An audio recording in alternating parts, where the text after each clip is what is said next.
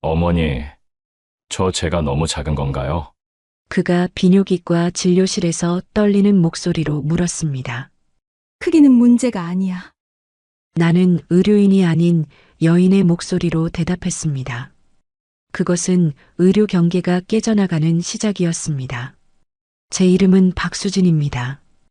올해 60살, 비뇨기과 의원의 원장으로 일하고 있습니다. 남편을 암으로 떠나보낸 지 4년. 딸과 사위와 함께 살고 있습니다. 딸 지연이는 33살, 사위 준호는 45살입니다. 그들이 결혼한 지 3년. 하지만 6개월 전부터 딸은 사위를 거부했습니다. 세상의 모든 사연과 그 깊이를 전해드립니다. 인생의 어느 순간에 찾아오는 예상치 못한 감정들. 모두 무료인 구독과 좋아요로 응원해주세요. 이것은 60살 여인의 마지막 설렘 이야기입니다. 의료인의 경계를 넘는 금기관계. 그리고 마지막에는 여러분이 선택해야 할 질문이 남습니다. 하늘 같은 사연, 지금 시작합니다. 진료실 불이 켜졌습니다. 월요일 오후 2시였습니다. 나는 의자에 앉아 차트를 정리하고 있었고, 비뇨기과 의사로 20년을 일하면서 더 이상 놀라는 일은 없다고 생각했습니다. 간호사가 들어왔습니다. 원장님, 확대술 예약하신 분 왔습니다. 나는 고개를 들었습니다. 누군데? 준호라고. 아, 원장님, 사위분이신 것 같아요. 심장이 철렁했습니다. 준호였습니다. 딸 지연이와 결혼한 지 3년 된 사위. 준호는 한 번도 내 병원에 온 적이 없었습니다. 남자들은 비뇨기과 질환을 부끄러워했기 때문입니다. 나는 가슴을 추스렸고 혼란스러웠습니다. 준호가 왜 갑자기 내 병원을 찾았는지 알 수 없었습니다. 의료인으로서의 호기심이 생겼습니다. 진료실로 들어갔습니다. 준호가 침대에 누워 있었습니다. 흰 가운 아래 등이 보였고 그의 어깨가 긴장으로 뭉쳐 있었습니다. 나는 차트를 들었습니다. 확대술이라고만 적혀 있었습니다. 이유는 없었습니다. 나는 의자에 앉았고 천장을 보고 있는 준호를 바라봤습니다. 흥미로웠습니다. 사위가 왜 이런 수술을 원하는지. 준호야, 갑자기 왜 여기 왔어? 나는 의도적으로 반말을 섞었습니다. 어머니로서의 톤이었습니다. 준호가 얼굴을 붉혔습니다. 어색한 웃음이 나왔습니다. 아, 어머니. 요즘 좀. 말을 흐렸습니다. 나는 펜을 들었습니다. 진료실 조명이 준호의 얼굴을 비추었고 나는 그의 표정을 읽을 수 있었습니다. 부끄러움, 불안감, 그리고 뭔가 더 깊은 것. 지연이와 무슨 문제 있니? 나는 몸을 앞으로 기울였습니다. 지연이와 잘 안 맞아서요. 요즘 그의 목소리가 작아졌습니다. 잘 안 맞는다고? 나는 명확히 하려고 했습니다. 준호가 침대에서 일어나려 했습니다. 나는 손을 들었습니다. 누워 있어. 계속해봐. 그는 다시 누웠습니다. 천장을 바라봤습니다. 지연이가 저를 거부해요. 침묵이 흘렀습니다. 6개월 정도 된 것 같아요. 성관계를요. 지연이가 저를 받아주지 않아요. 준호의 목소리에 절박함이 있었습니다. 나는 의료인으로서 그것을 들었습니다. 거절, 수치심, 자존감의 붕괴, 남자로서의 존재감 상실. 그래서 확대술을 하려고 나는 차트를 들었습니다.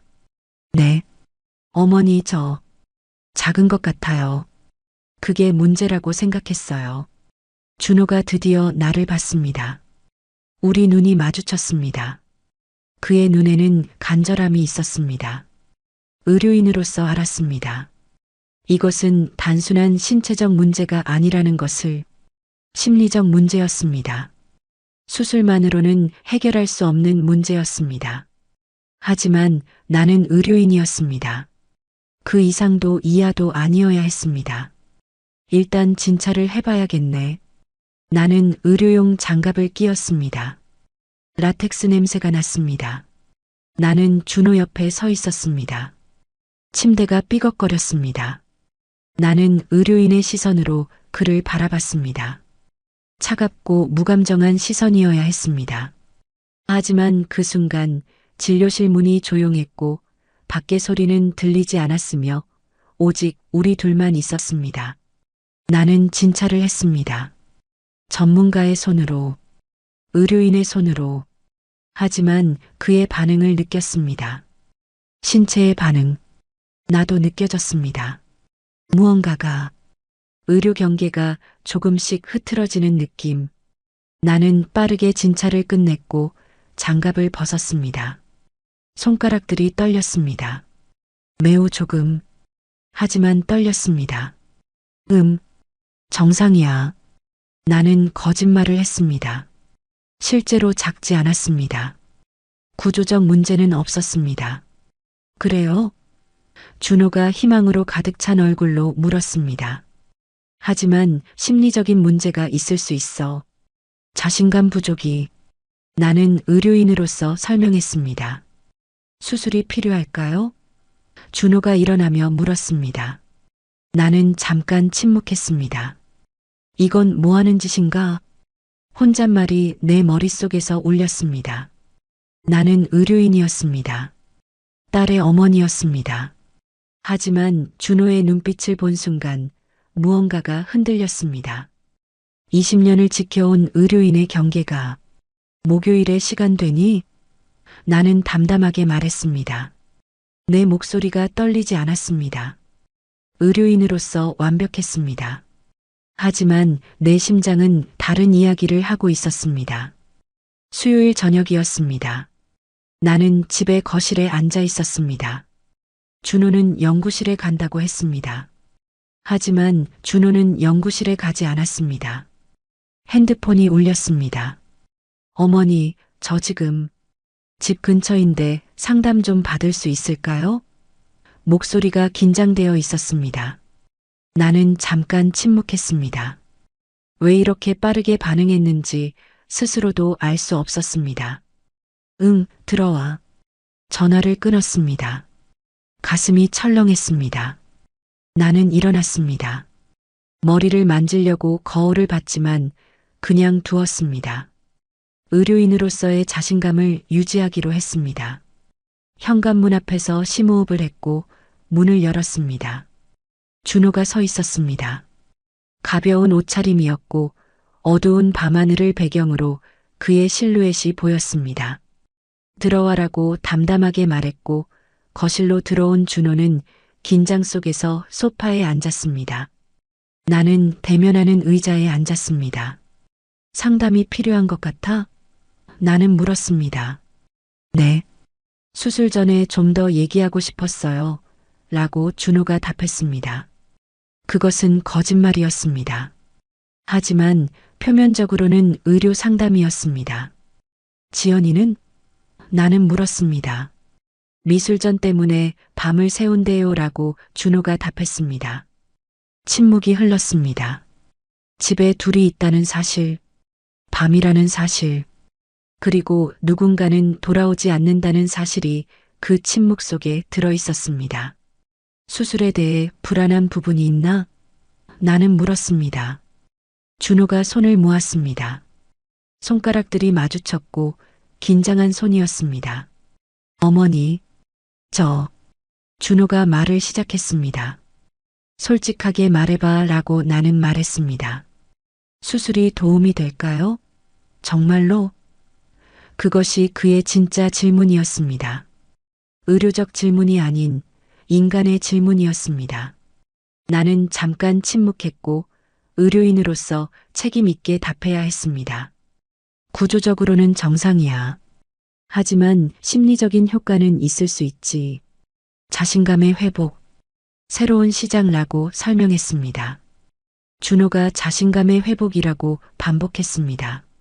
지연이가 날 원했으면 좋겠어요. 라고 목소리가 작아졌습니다. 나는 그것을 들었습니다. 남자의 간절함, 거절당한 남자의 목소리였습니다. 그럴 거야 라고 위로를 전했습니다. 어머니로서의 위로였지만 무언가 다른 감정도 섞여 있었습니다. 나는 그것을 인식하지 않으려고 했습니다. 준호가 일어났습니다. 감사합니다. 어머니라고 말했고 가려고 했습니다. 조금만 더 앉아라고 나는 말했습니다. 왜 그런 말을 했는지 모르겠습니다. 준호가 다시 앉았습니다. 소파에, 내가 앉은 의자와는 거리가 있는 곳에, 내일, 아니 이번 주 말까지 충분히 생각한 후에 결정해. 서두를 필요 없어 라고 나는 말했습니다. 네, 알겠습니다 라고 준호가 응했습니다. 그리고 지연이한테는 말하지 마. 아직 라고 덧붙였습니다. 준호가 고개를 끄덕였습니다. 침묵이 흘렀고 그 침묵이 두꺼웠습니다. 시계 초침 소리가 들렸습니다. 거실의 스탠드 불이 준호의 얼굴을 비추었습니다. 어머니 준호가 말하려고 했습니다. 나는 손을 들었습니다. 일단 집에 가서 생각해봐. 충분히 생각한 후에 결정해라고 말했습니다. 네, 감사합니다 라고 준호가 일어났습니다. 현관으로 가는 그의 뒷모습을 봤습니다. 문이 닫혔고 조용해졌습니다. 나는 소파에 남겨진 쿠션을 봤습니다. 그곳에 준호가 앉아 있었습니다. 아직도 그의 체온이 남아있는 것 같았습니다. 나는 그 쿠션을 집었습니다. 아무 냄새도 없었지만 무언가 변했다는 것을 알았습니다. 내 안에서 의료인의 경계가 조금 더 무너졌습니다. 그리고 목요일 아침 그 경계는 완전히 무너질 거라는 것을 알고 있었습니다. 거울을 봤으며 나의 얼굴이 달라져 있었습니다. 60살 여인의 얼굴이 아니었습니다. 목요일 오후 2시 진료실에서 나는 준호를 불렀습니다. 결정했어? 라고 물었습니다. 준호가 고개를 들었습니다. 네, 수술하겠습니다. 라고 말했습니다. 그의 눈빛이 달라져 있었습니다. 단순한 의료 결정이 아니었습니다. 좋아. 그럼 내일 수술해라고 담담하게 말했습니다. 하지만 내 심장은 빠르게 뛰고 있었습니다. 금요일 오전이었습니다. 수술은 30분이 채 안 걸렸습니다. 내 손은 전문적이었습니다. 의료인의 손이었습니다. 하지만 수술 중에도 나는 생각했습니다. 사위의 그곳을 내가 왜 수술하고 있는지, 왜 내 손이 그를 만져야 하는지, 그런 생각들을 밀어냈습니다. 의료인으로서만. 수술이 끝났을 때 나는 한숨을 내쉬었습니다. 일주일이 지났습니다. 금요일부터 목요일까지 준호는 매일 회복 상태를 보고했습니다. 문자로 괜찮죠? 그리고 나는 답했습니다. 당연하지. 하지만 항상 조심해야 해라고. 하지만 그 문자들 사이에는 다른 대화가 있었습니다. 눈빛의 대화, 침묵의 대화, 욕망의 대화였습니다. 딸은 미술관 일로 바빴고 나는 준호의 말을 들었습니다. 준호의 불안을 안아줬습니다. 어머니로서가 아니라 다른 무언가로서였습니다. 목요일 밤이었습니다. 핸드폰이 울렸습니다. 어머니 지연이가 또 밤을 새야 한대요. 미술관 일이라고. 준호의 목소리였습니다. 나는 잠깐 침묵했습니다. 이것이 신호라는 것을 알았습니다. 그의 신호. 돌이킬 수 없는 신호였습니다. 그래, 어쩌지. 요새 바쁜가 봐 라고 답했고 전화를 끊었습니다. 가슴이 빠르게 뛰었습니다. 밤 11시가 되었습니다. 핸드폰이 울렸습니다. 회사에서 퇴근한 준호였습니다. 어머니, 저 지금 현관 앞이에요 라고 말했습니다. 나는 일어났습니다. 침실을 나와 거울을 봤습니다. 60살 여인, 의료인, 어머니. 하지만 그 밤 나는 다른 무언가가 되려고 했습니다. 현관을 열었습니다. 준호가 서 있었습니다. 회복 중이었지만 눈빛은 명확했습니다. 욕망이 담긴 눈빛이었습니다. 들어와 라고 말했고 거실로 들어온 준호는 내 앞에 섰습니다. 몸은 좀 어때? 라고 물었습니다. 의료인으로서의 질문이었습니다. 네. 거의 다 나았어요. 그리고 어머니를 생각했어요. 라고 준호가 말했습니다. 침묵이 흘렀습니다. 무거운 침묵이었습니다. 그 침묵 속에 모든 것이 있었습니다. 욕망과 죄책감, 그리고 선택. 처음 진료실에서 어머니를 봤을 때부터 알았어요. 라고 준호가 말했습니다. 뭘 알았어? 라고 물었습니다. 어머니도 저를 보고 있다는 거, 의료인으로서가 아니라 남자로 봐주고 있다는 거라고 준호가 말했습니다. 침묵이 흘렀고 나는 거부하고 싶었습니다. 그것이 거짓이기를 바랐습니다. 하지만 거짓이 아니었습니다. 그게 3년 동안인가? 라고 내가 물었습니다. 준호가 고개를 끄덕였습니다. 결혼할 때부터 어머니를 보면서 이런 여자를 만났으면 좋겠다고 생각했어요. 지연이와 달리 제 말을 들어주고 제 불안을 안아주는 여자. 어머니 같은 여자라고 준호가 말했습니다. 그 말들이 내 가슴에 박혔습니다. 남편이 죽은 이후 4년. 그동안 내 안에 있던 여성성이 깨어난 것입니다. 이건 뭐 하는 짓인 거야? 라고 나는 중얼거렸습니다. 준호가 다가왔습니다. 내 얼굴을 양손으로 잡았고 입술이 내 입술에 닿았습니다. 기습이었습니다. 예상하지 못한 키스였습니다. 나는 밀어내려고 했습니다. 하지만 손이 움직이지 않았습니다. 4년. 누군가의 입술도 만지지 않았던 4년. 그 키스 속에 모든 것이 있었습니다. 나는 손을 들었습니다. 밀어낸다고 생각했습니다. 하지만 손은 그의 목을 당겼습니다. 키스가 깊어졌습니다. 안 되라고 중얼거렸지만 입술은 닫히지 않았습니다. 어머니, 라고 준호가 속삭였습니다. 나는 대답하지 않았습니다. 대신 그를 다시 끌어당겼습니다. 한 번의 거부, 그 다음은 받아들임이었습니다. 침실로 가자라고 나는 속삭였습니다. 그것이 선택이었습니다. 명확한 선택, 돌이킬 수 없는 선택, 딸을 배신하는 선택, 의료인으로서의 모든 신뢰를 버리는 선택. 하지만 그 밤 나는 그것을 원했습니다. 준호가 내 손을 잡았고 우리는 계단을 올라갔습니다. 침실 문을 열었고 침대가 보였습니다. 남편의 침대. 하지만 그 밤 그것은 우리의 침대가 되었습니다. 문이 닫혔고 조명이 꺼졌습니다. 그리고 모든 것이 시작되었습니다. 새벽 4시였습니다. 창밖이 밝아오고 있었습니다. 준호는 여전히 자고 있었고 나는 그를 바라봤습니다. 내 침대에서, 남편의 침대에서 현실이 조금씩 돌아오고 있었습니다. 어제 밤의 열정이 식고 있었습니다. 욕망이 무너지고 현실이 올라오는 시간이었습니다. 준호의 눈이 떴고 나를 봤습니다. 처음으로 침대에서 눈을 마주쳤습니다. 밝은 새벽빛 속에서 그의 눈빛이 부드러웠습니다. 어제 밤의 간절함이 아닌 안정된 눈빛이었습니다. 어떠세요? 라고 준호가 물었습니다. 의도가 명확했습니다. 이 모든 것이 현실인지 물어보는 것이었습니다. 나는 말 대신 그의 얼굴을 손으로 쓸어내렸습니다.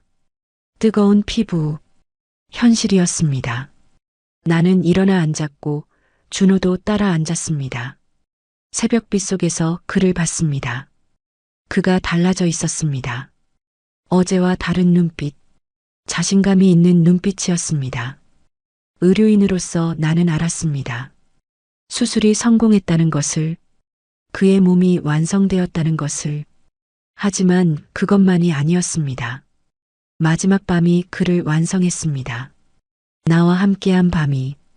어머니, 고마워요 라고 계속 말했습니다. 뭘 고마워? 라고 물었습니다. 준호가 내 손을 잡았습니다.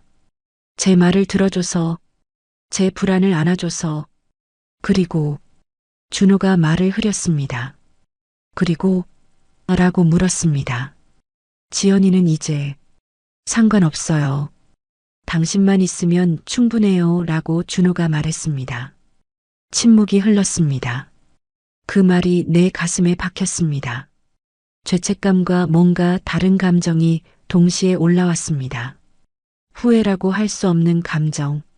나는 그의 어깨에 손을 놨습니다. 따뜻한 어깨였습니다. 어제와 다른 어깨, 더 강해 보이는 어깨였습니다. 이건 잘못된 거 알아. 나도 알고 있어 라고 나는 말했습니다. 준호가 내 손을 더 강하게 잡았습니다. 알아요. 하지만 라고 준호가 말을 시작했고 내 손가락이 그의 입술을 막았습니다. 생각하지 말자.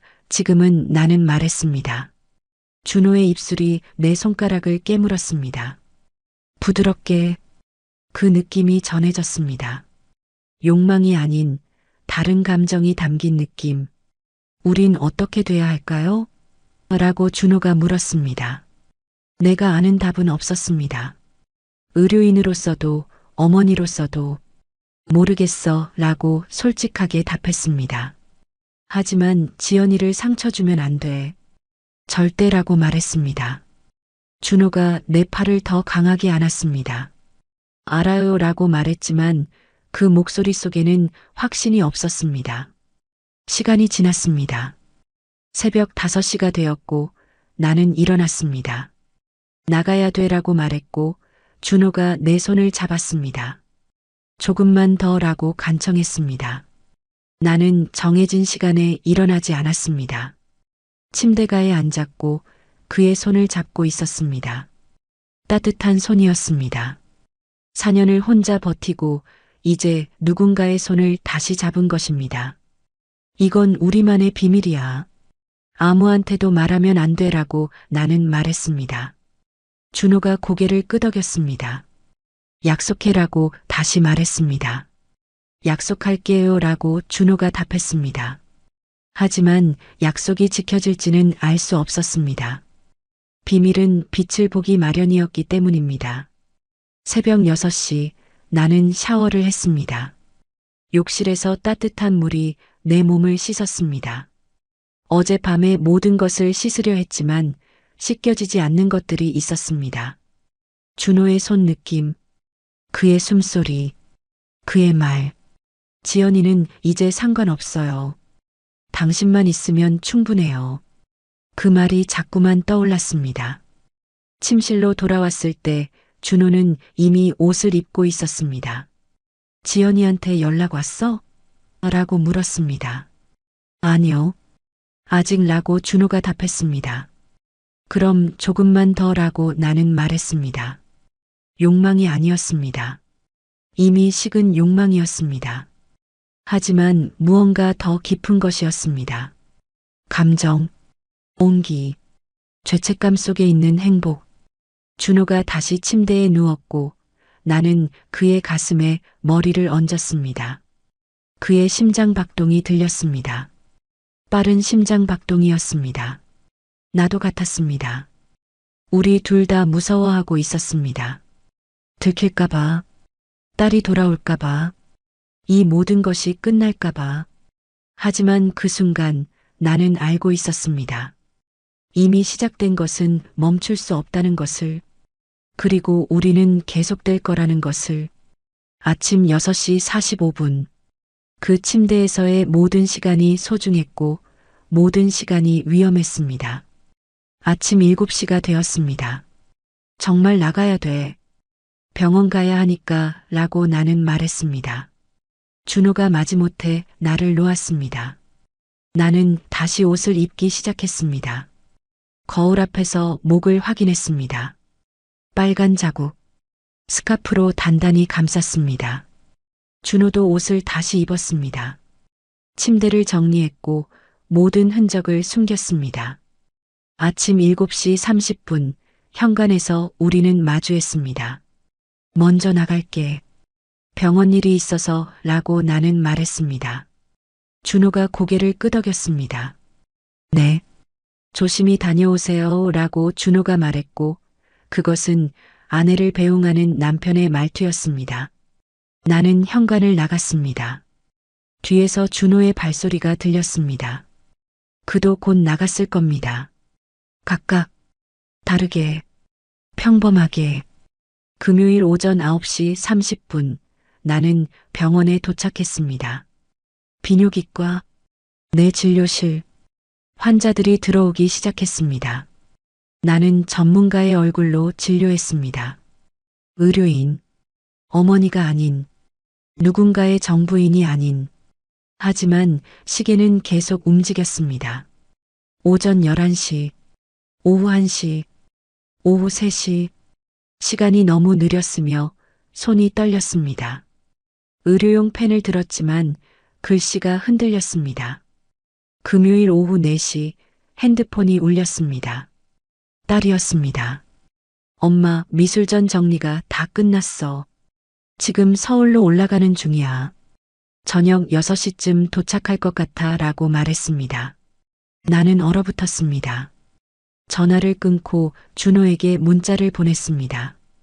지연이 저녁 6시 도착 답장은 없었습니다. 하지만 시간이 흐를수록 공포가 올라왔습니다. 금요일 저녁 6시 15분 현관문이 열렸습니다. 엄마 나왔어 라고 외쳤습니다. 준호도 비슷한 시간에 도착했습니다. 우리 셋이 한 집에 있게 되었습니다. 저녁 식탁이 차려졌습니다. 포크가 놓여 있었고 밥도 담겨 있었습니다. 일상처럼 보였습니다. 하지만 식탁 아래는 달랐습니다. 준호의 발이 내 다리를 스쳤습니다. 의도적으로 내 손이 포크를 놨습니다. 떨렸습니다. 포크가 접시에 부딪히며 요란한 소리를 냈습니다. 딸이 나를 봤습니다. 엄마, 괜찮아? 요즘 자꾸 정신없어 보여라고 딸이 말했습니다. 일이 많아서라고 나는 거짓말을 했습니다. 준호가 물을 마셨습니다.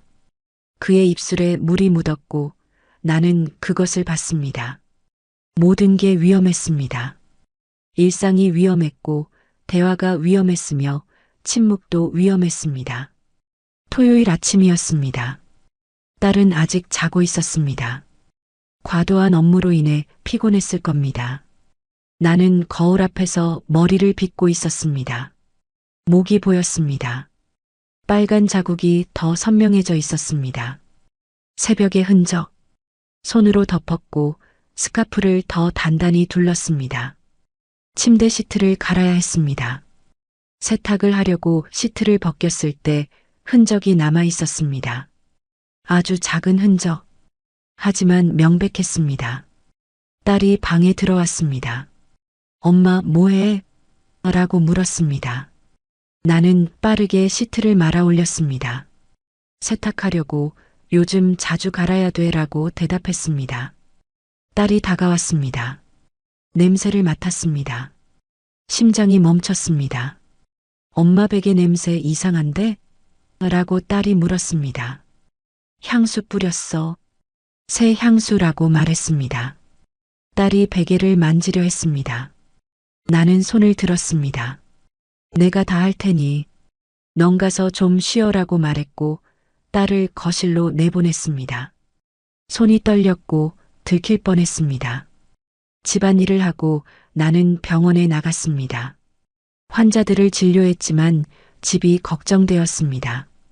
오후가 되자 나는 퇴근 후 집에 들어왔고 마침 집에 있던 준호를 봤습니다. 그의 눈에 불안이 있었습니다. 공포가 있었습니다. 우리가 같은 공포를 느끼고 있었습니다. 그날 밤 딸이 나를 불렀습니다. 엄마, 요즘 자꾸 전화가 안 되네. 병원 일이 많아?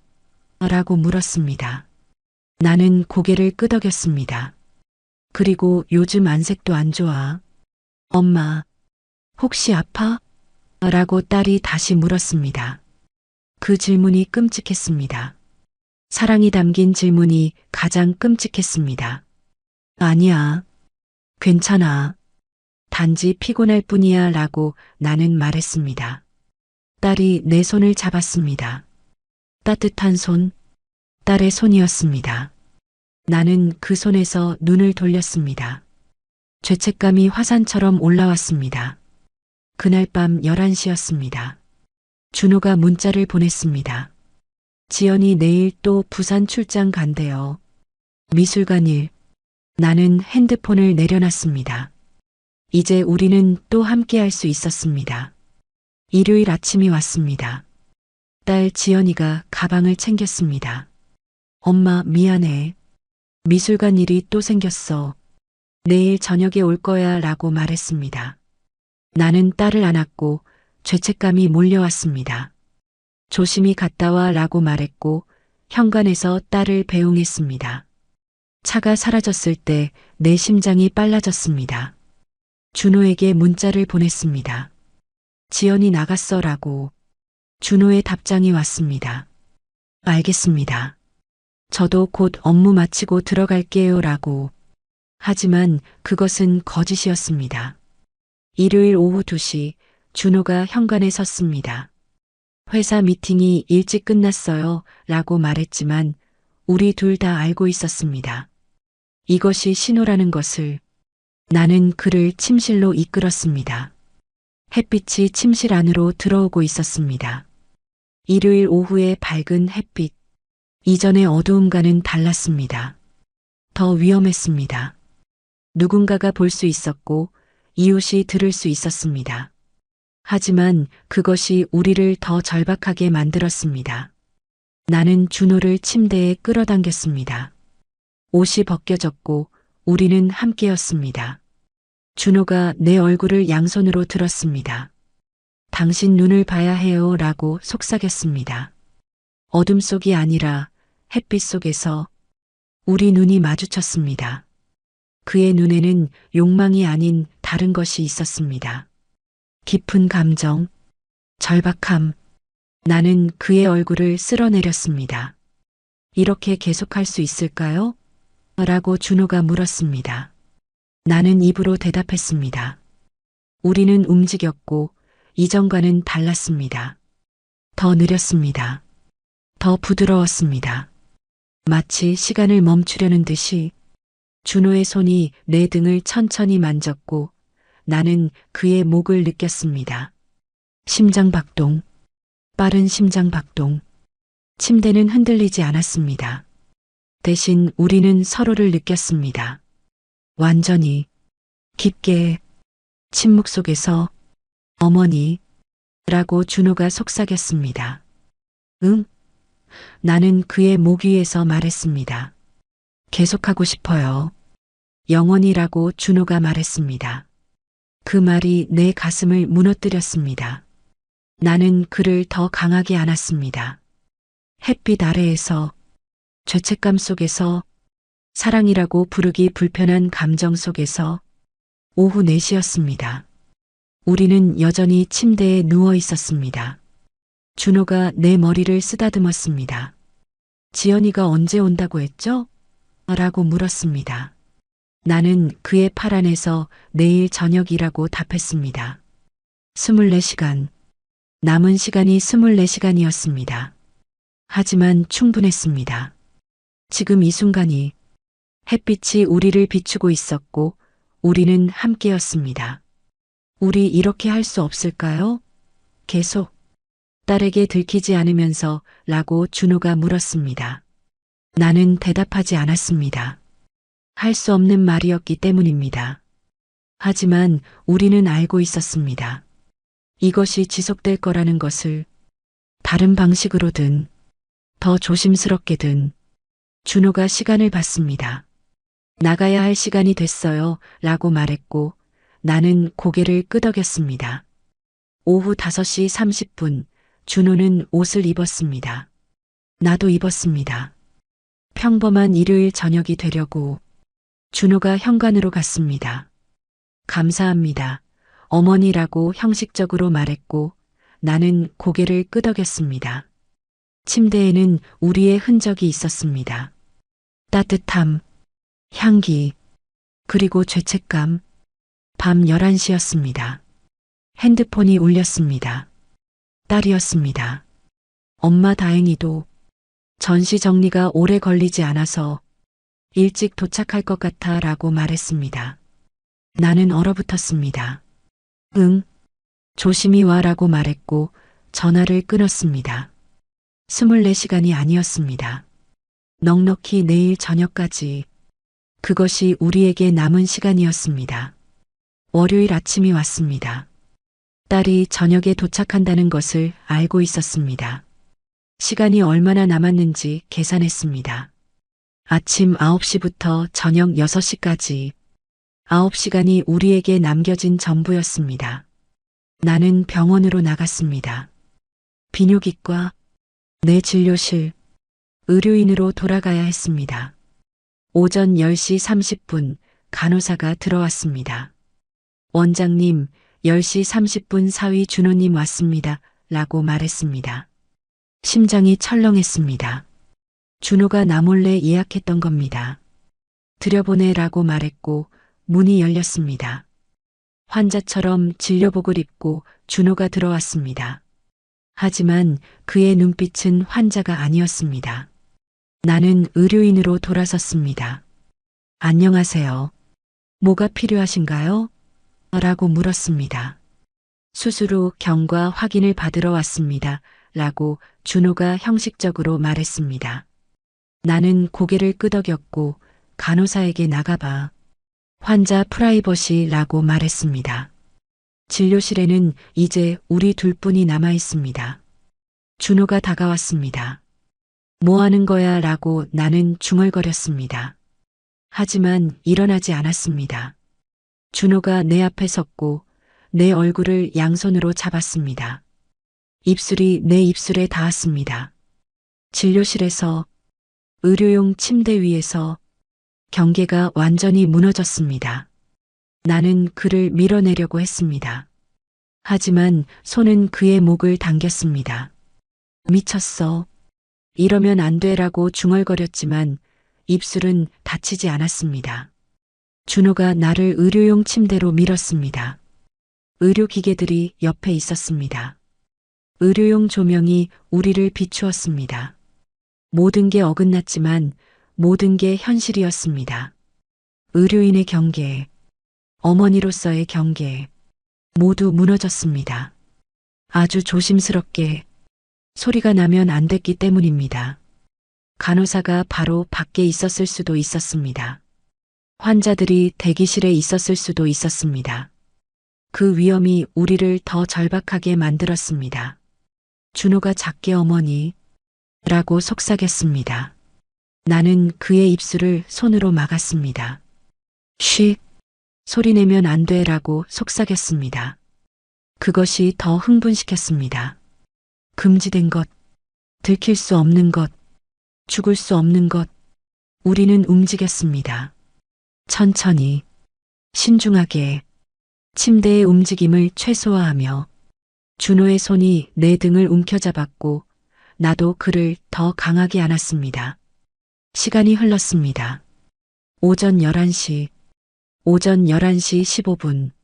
절정이 가까워졌습니다. 준호의 몸이 더 빨라졌고 나도 참을 수 없었습니다.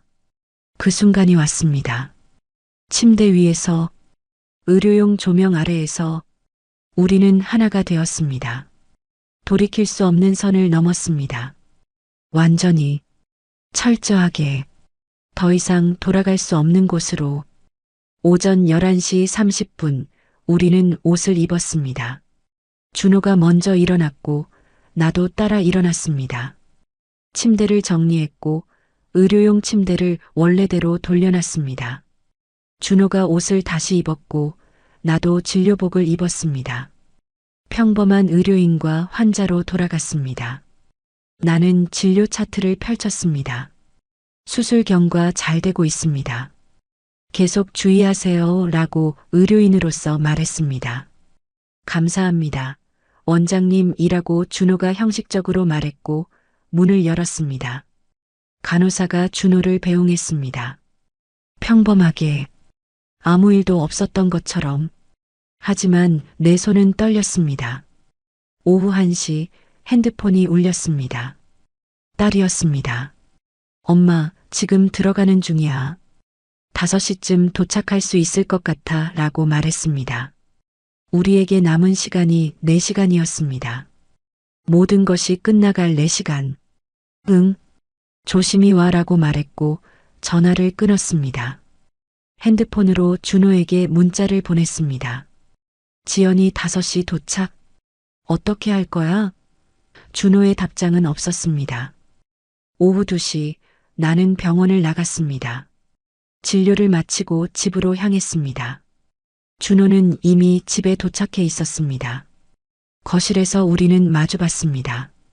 말없이 눈빛만으로 모든 것을 알았습니다. 침실로 올라갔고 침실 문을 닫았습니다.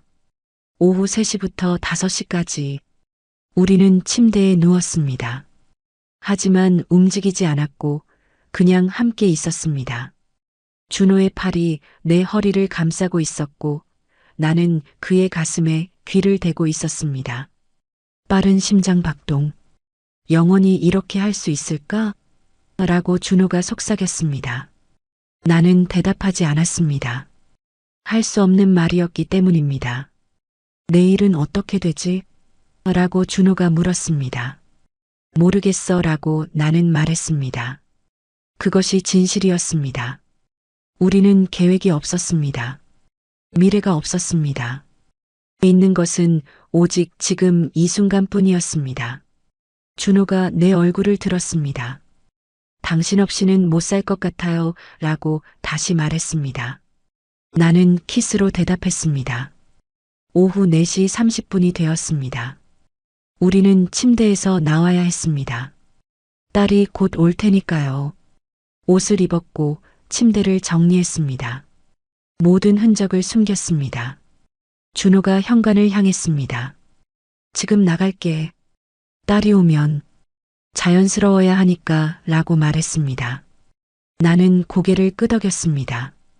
우리는 평범함을 유지해야 했습니다. 우리 지속될 수 있을까요? 라고 준호가 물었습니다. 나는 잠깐 침묵했습니다. 그것이 우리의 미래를 결정하는 순간이었습니다. 오후 5시 10분 현관문이 열렸습니다. 딸이 들어왔습니다. 엄마 나왔어. 라고 외쳤습니다. 나는 거실로 나갔습니다. 다녀왔어. 피곤하지? 라고 말했습니다. 딸이 안겨왔습니다. 나의 딸, 착하고 이쁜 내 딸. 나는 그 품에서 죄책감을 느꼈습니다. 하지만 다른 감정도 있었습니다. 내가 살아있다는 행복하다는 느낌. 저녁 6시 준호가 들어왔습니다. 평범하게, 일상처럼. 벌써 왔어? 라고 딸이 놀라며 말했습니다. 응, 일이 일찍 끝났어. 라고 준호가 말했습니다. 우리 셋이 한 집에 있게 되었습니다. 저녁 식탁이 차려졌습니다. 포크, 밥, 일상. 하지만 식탁 아래에서 준호의 발이 내 다리를 스쳤습니다. 의도적으로, 약속처럼. 밤 11시 딸이 자러 갔습니다. 피곤해서 일찍 자겠다고 했습니다. 나와 준호는 거실에 남았습니다. 텔레비전을 켰지만 보지 않았습니다. 내일? 라고 준호가 물었습니다. 목요일 밤. 지연이가 미술관 간다고 했어. 라고 나는 말했습니다. 준호가 고개를 끄덕였습니다. 침묵이 흘렀습니다. 거실에 2사람만 있었습니다. 60살 여인과 45살 남자. 의료인과 사위. 어머니와 딸의 남편. 우리는 무엇인가요? 나는 생각했습니다. 사위를 사랑하고 있습니다. 처음으로 느껴본 이런 감정. 4년을 혼자 살아온 나에게 찾아온 유일한 온기. 하지만 딸은 어떻습니까? 딸은 자기 남편을 가지고 있었는데 나는 그를 빼앗았습니다. 의료인으로서도 실패했습니다. 환자의 신뢰를 배신했고 의료윤리를 완전히 무시했습니다. 면허도 잃을 일입니다. 어머니로서도 실패했습니다. 딸을 배신했고 가족의 신뢰를 무너뜨렸습니다. 하지만 동시에 나는 살아있습니다. 처음으로 느낌을 느끼고 사랑을 사랑할 수 있는 존재가 됐습니다. 이것이 사랑인가 죄인가 더 이상 구분할 수 없습니다. 그런데 여러분이라면 저처럼 이 상황에 빠진다면 어떻게 하시겠습니까? 딸에게 모든 것을 고백하겠다. 아니면 은밀하게 관계를 계속할 것인지 또는 딸 모르게 사위와 관계를 끝낼 것인지 60살 여인의 마지막 설렘. 의료인의 경계를 넘은 금기 관계. 사랑인가 죄인가 여러분의 판단을 기다립니다. 구독과 좋아요로 응원해 주시고 댓글로 여러분의 선택을 들려주세요. 끝까지 들어주셔서 감사합니다. 하늘 같은 사연이었습니다.